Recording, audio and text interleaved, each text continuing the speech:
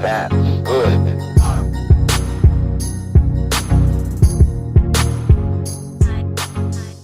Hello everyone, welcome to my second installment of Josh's Sports Corner.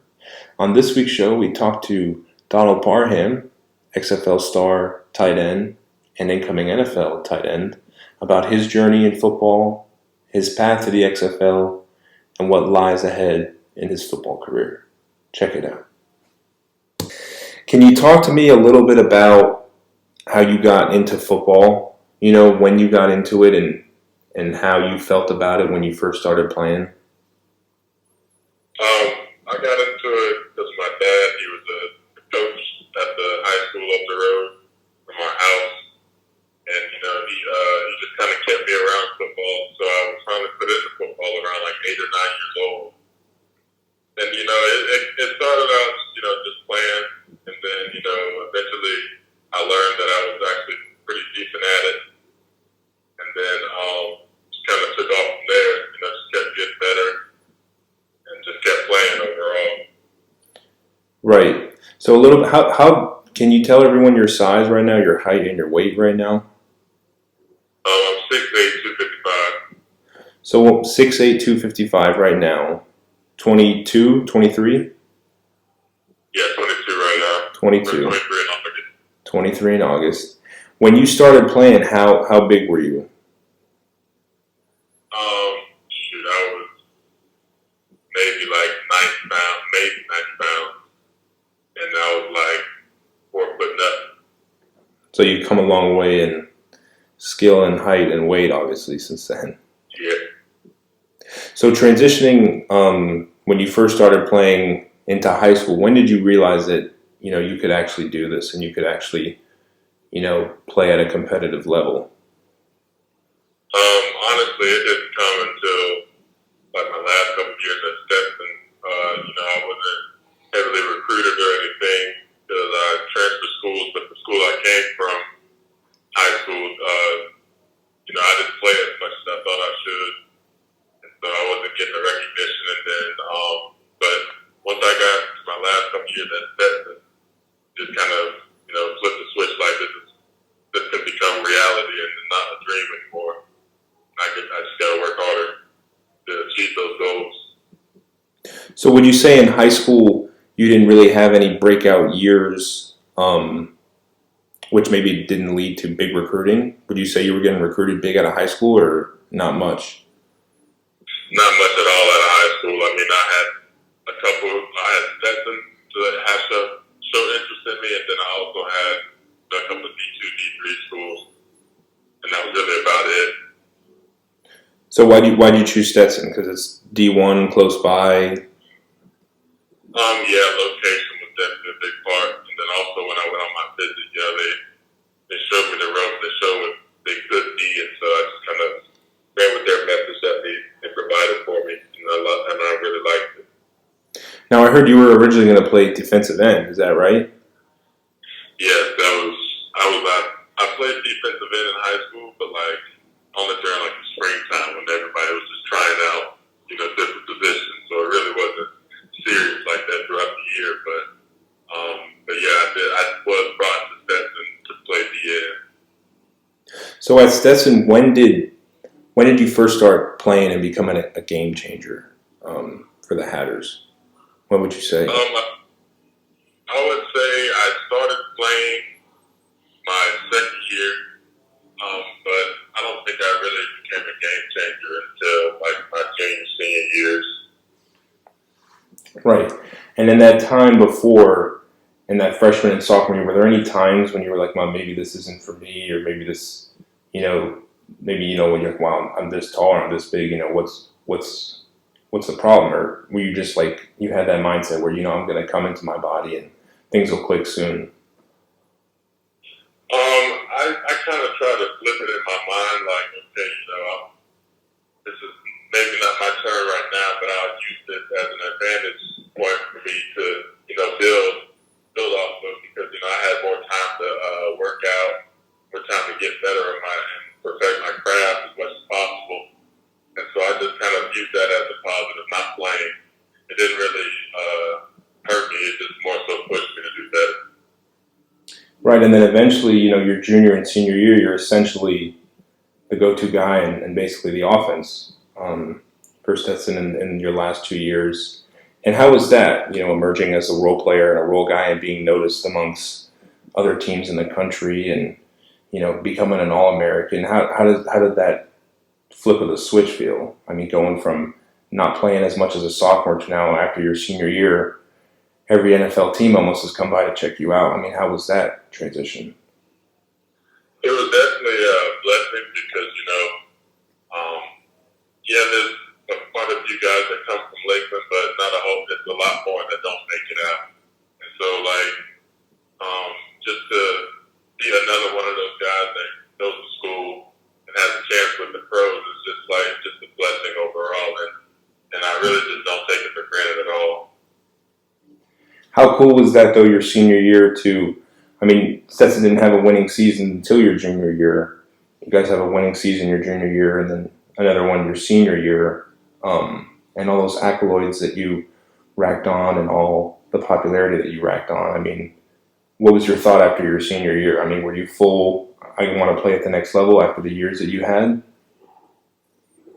I would say my dream became reality once the scouts started coming out to see me, and then having such a great year. I just really was just really blessed to have that opportunity, and I was just really excited. You might not have seen it on my face or in how I acted, but I was definitely excited for what was to come. For sure. So senior year's done. You have your pro day, and you had a really good pro day, actually, if I remember, back in April of last year. So that pro day's over, and then transitioning into the draft, your name doesn't get called, and then after you signed with the Lions, right? I believe first. Right. So you go to Detroit, and your time in Detroit was short. How are you feeling after that? I mean, obviously, you have this dream that's built up, a lot of ups and downs in your careers, a lot of doubts, maybe a lot of what ifs, and you finally make it, and you're cut essentially, I guess, from the practice squad. I mean, how does that make you feel? Honestly, I just use it as another stepping stone for me to get better.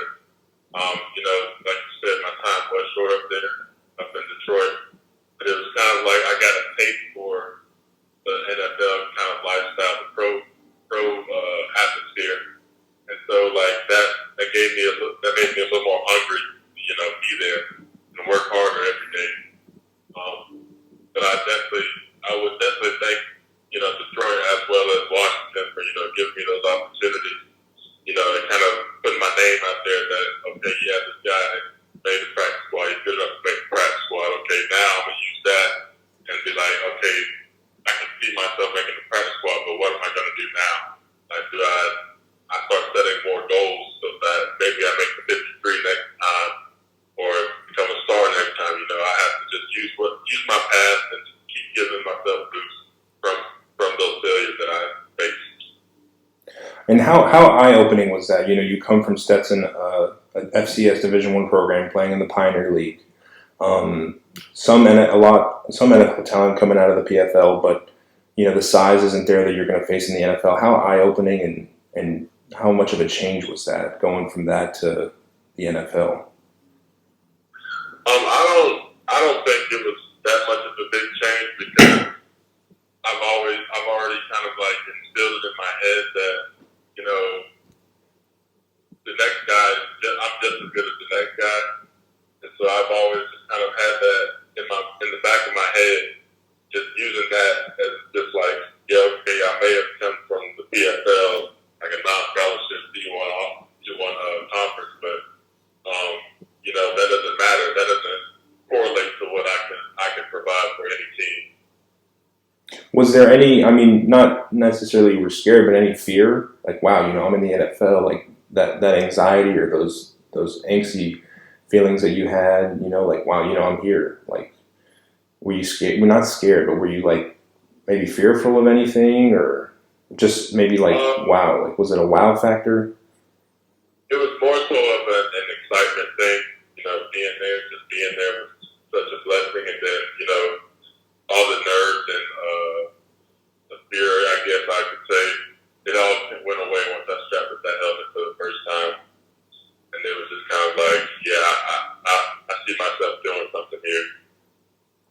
What are your parents and your brother and your family back home telling you? When the opportunities didn't work out with the Lions and and the Redskins, and because you went back home right after that during the last NFL season, you were home training and still working out. Yeah, What I did it definitely just was like I could feel their support even just when I was up there, and when I got back home, they were there for me, open arms immediately, just saying it'll get better. Just lean on your faith and just keep pushing. I know what I can do, and just take the right person to see it in me, and I'm just waiting on that opportunity. Right, and around this time, the XFL I think has announced that they're going to go and have a league right after the NFL season because the AAF went under, and so the XFL. What was the first time you heard about the XFL? I had heard about it when it first had started up, but then I heard once it ended, and then I hadn't heard anything about it since.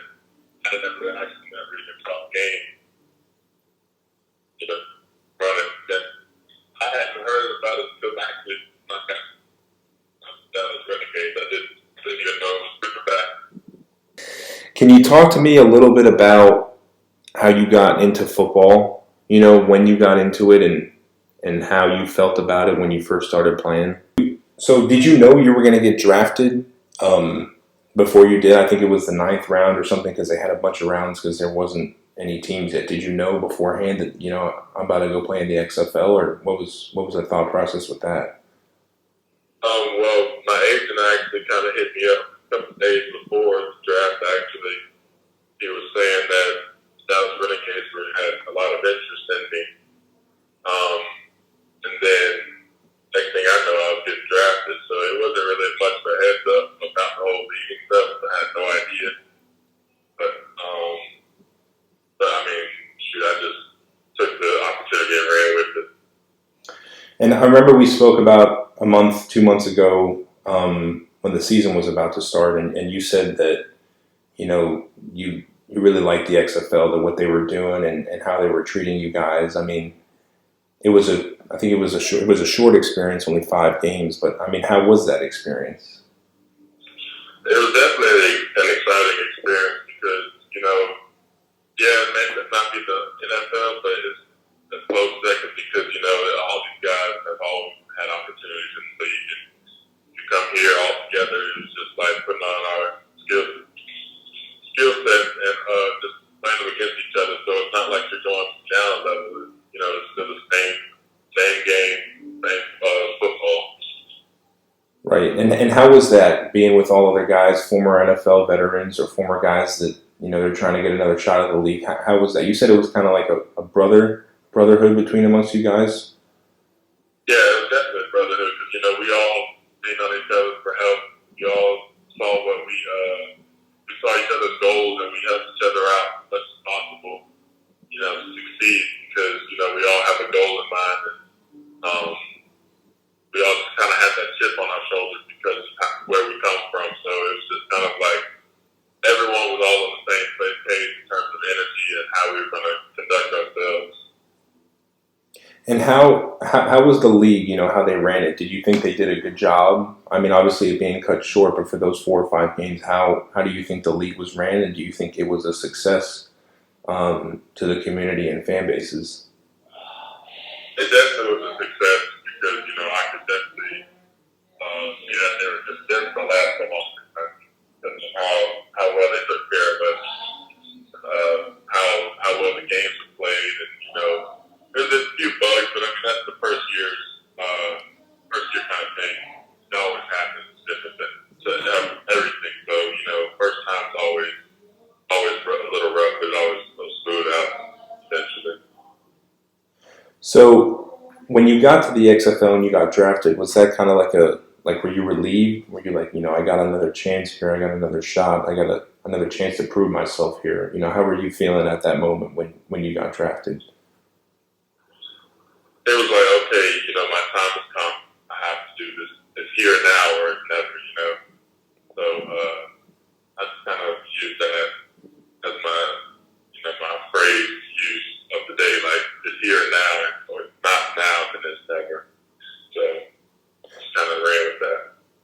Right, and you obviously, I mean, you made the most out of it.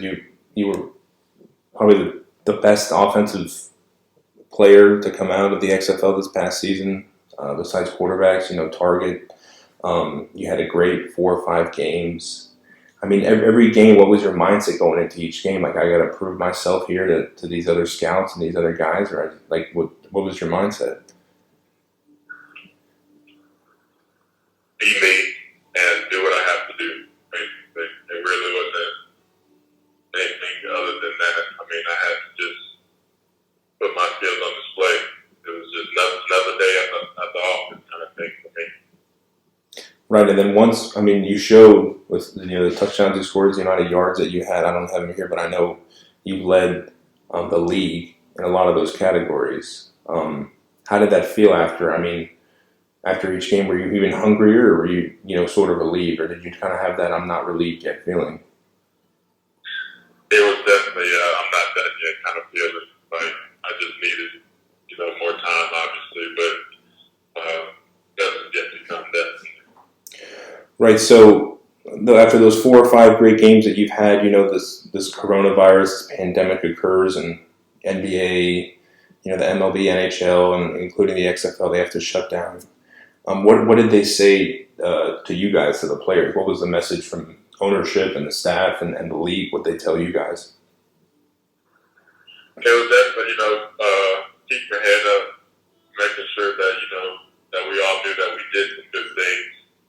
We definitely set up the XFL for next year so that they will continue next year. And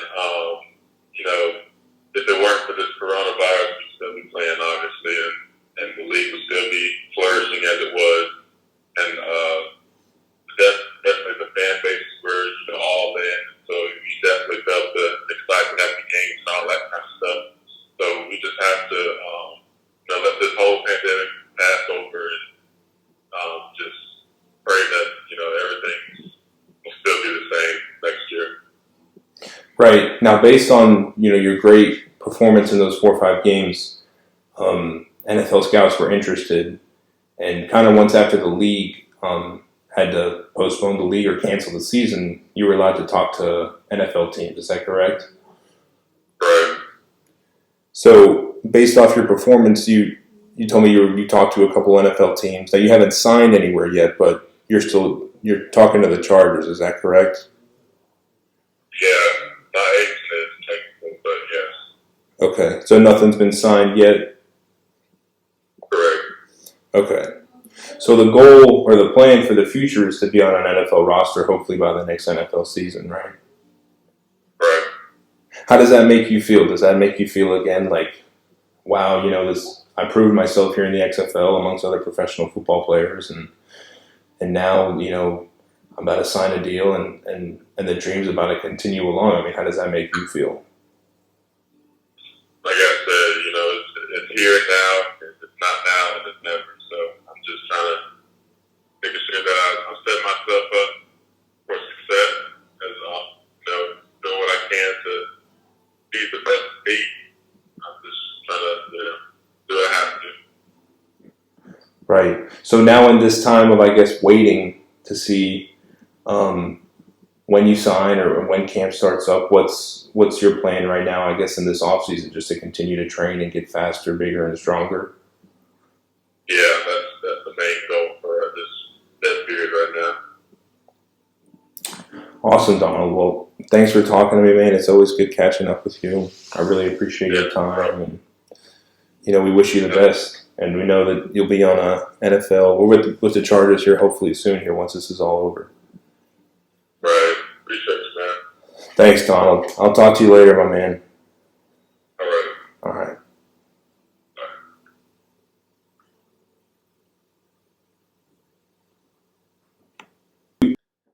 Thank you for listening in on this week's installment of Josh's Sports Corner. Check back next week for the next episode and for more content on all things sports. Thanks a lot and have a great day. That's good.